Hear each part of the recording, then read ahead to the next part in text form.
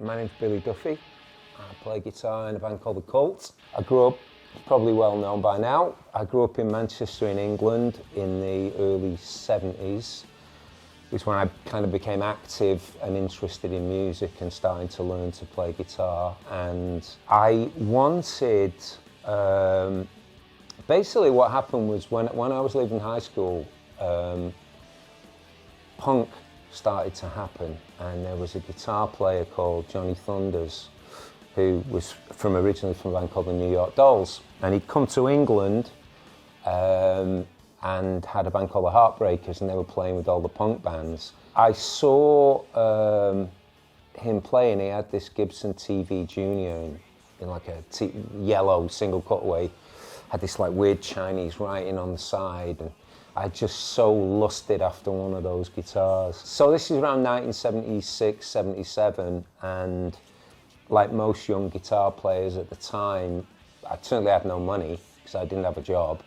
I was still at high school. I never actually bought this guitar. I used to actually get on the bus after school at 4 o'clock, and I used to go to this little town called Altrincham. It's in Cheshire. And they had a tiny little guitar store.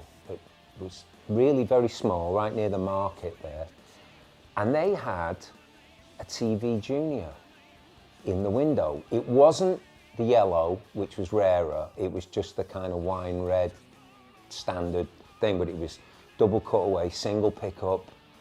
And I used to go, and after school, this was my idea of entertainment, was to go and actually stare at the guitar.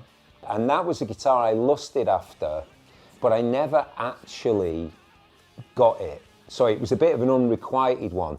But I used to literally salivate at the shop window and look at this guitar in the window and just like imagine. And then my first ever Gibson was actually a single pickup melody maker, which had the tiny little lipstick, like not lipstick pickup, but that tiny little anemic. And that was my first ever. It was Tobacco Sunburst. So in short order, at some point after that, most of the bands I liked, all the guitar players had Les Pauls, and the ones I liked mostly played Les Paul Customs. So really that was always my kind of dream date Gibson, was a Les Paul Custom.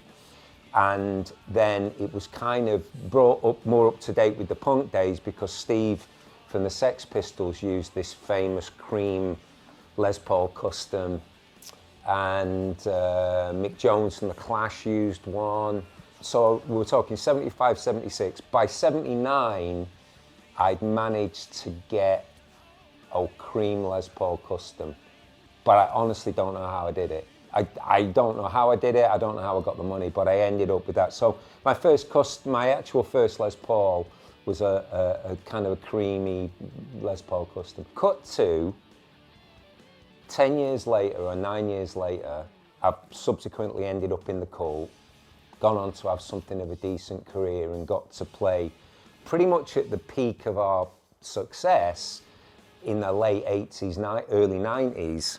I got a phone call from my dad, all worried. He had no clue about, he wasn't a musician, he had no clue. He was like World War II generation bloke.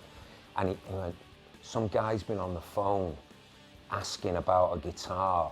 And my dad was all suspicious that this was some kind of con.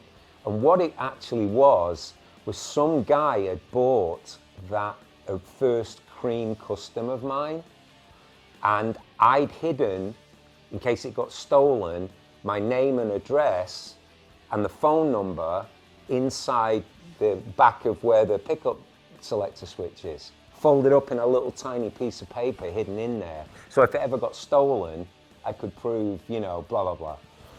And some dude had bought it, had been rooting around in it, saw that thing and saw the thing. And I'd given my old phone number, which was my parents' number, which is the one we all memorize, or you do when you're my age.